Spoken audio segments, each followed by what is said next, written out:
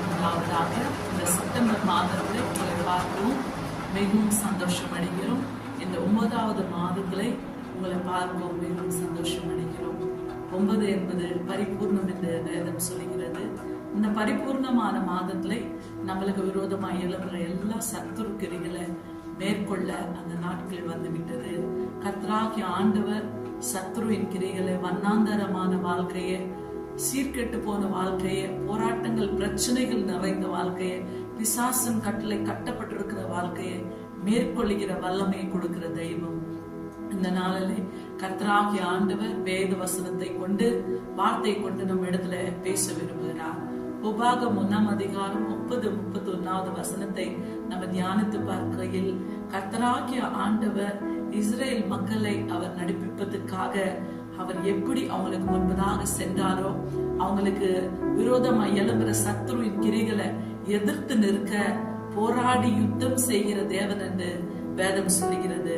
இந்த இடத்துல ஆங்கிலத்துல நம்ம தியானித்து பார்க்கும் போது Deuteronomy chapter 1 verse 30 and 31 says, "The Lord your God who goes before you will himself fight for you."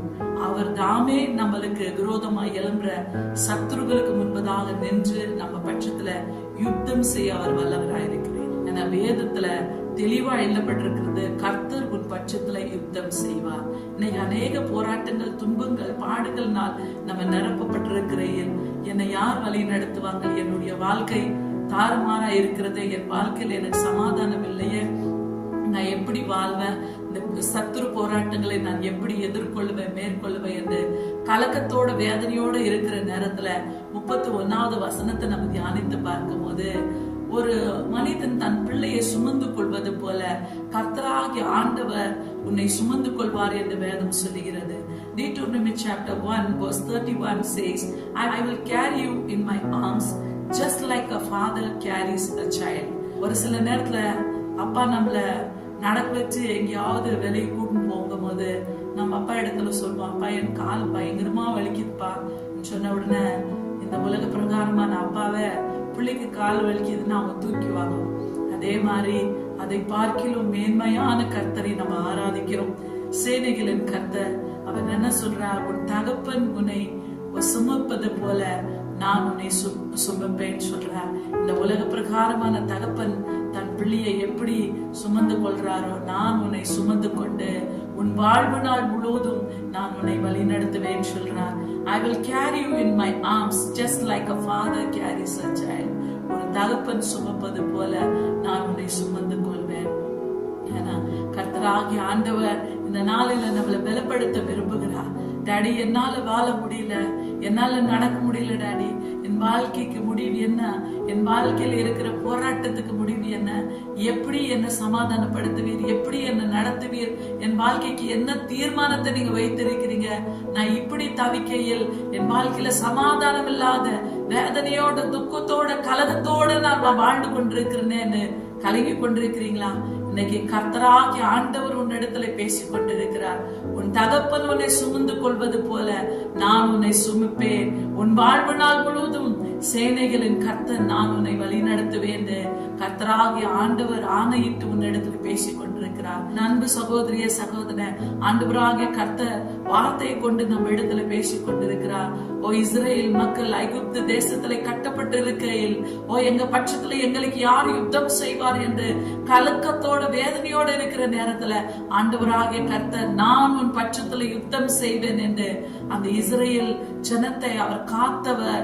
இன்னைக்கு உன்னையும் அவர் காக்க வல்லவராயிருக்கிறார். அந்த இஸ்ரேல் மக்கள் ஐகுப்தின் அடிமைத்தனத்திலிருந்து விடுதலையாக்குறவர். இன்னைக்கு உன்னையும் அந்த அடிமைத்தனத்திலிருந்து அவர் வெளியே கொண்டு வந்து உன்னை விடுதலையாக்க அவர் வல்லவராயிருக்கிறார். உன் வாழ்க்கையில எந்த விதமான பிரச்சனைகள், போராட்டங்கள், அவமானங்கள், நிந்தனைகள்னால் நீ கட்டப்பட்டிருந்தாலும் சேனைகளின் கர்த்தர் உன்னை விடுவிக்க அவர் வல்லவராயிருக்கிறார். எதை குறித்து நீ இருதயம் கலங்காத இருக்கட்டும். இந்த செப்டம்பர் மாதத்திலே கட்டப்பட்டிருக்கிற பிசாசின் பிடிகள், இந்த கட்டுகள், இந்த சூனிய கட்டுகள், இந்த போராட்டங்கள், இந்த சமாதானம் இல்லாத வாழ்க்கைகள், இந்த ஆண்டவராகிய கர்த்தர் ஒரு தகப்பன் சுமப்பது போல உன்னை சுமந்து கொண்டு அவர் நடத்துகிற தேவனாயிருக்கிறார். எதை குறித்து நீ இருதயம் கலங்காத இருக்கட்டும். உங்களுக்காகவும் குடும்பத்துக்காக நாங்கள் செபிக்க விரும்புகிறோம். ஒரு வினாடி கண்களை மூடி செபிப்போமா? அன்பின் பரலோக பிதாவே, சோத்திரிக்கிறோம் ஆண்டவரே. இதோ தகப்பனே, இந்த காட்சியை பார்த்து கொண்டிருக்கிற ஒவ்வொரு குடும்பங்களுக்காக, ஒவ்வொரு நபருங்களுக்காக நாங்க பாரப்பட்டு செபிக்கிறோம் ஆண்டவரே.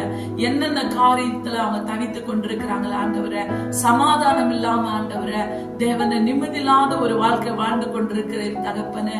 என் வாழ்க்கை நிம்மதி இல்லையே, எனக்கு சமாதானம் இல்லையே, நான் கட்டப்பட்டிருக்கிறேன், என் வாழ்க்கையில பயங்கரமான போராட்டங்கள், நிம்மதியில்லாத காரியங்கள், சண்டை, போராட்டங்கள், அவமானங்கள், பண நெருக்கடி, நிம்மதியில்லாத காரியத்துல நான் வாழ்ந்து கொண்டிருக்கேன். சேனைகளின் கர்த்தர் என்னை வழி நடத்துவார் என்ற அந்த நம்பிக்கை ஆண்டவரே ஒருபோதும் வெட்கப்பட்டு நிறுத்தாத ஆண்டவரே.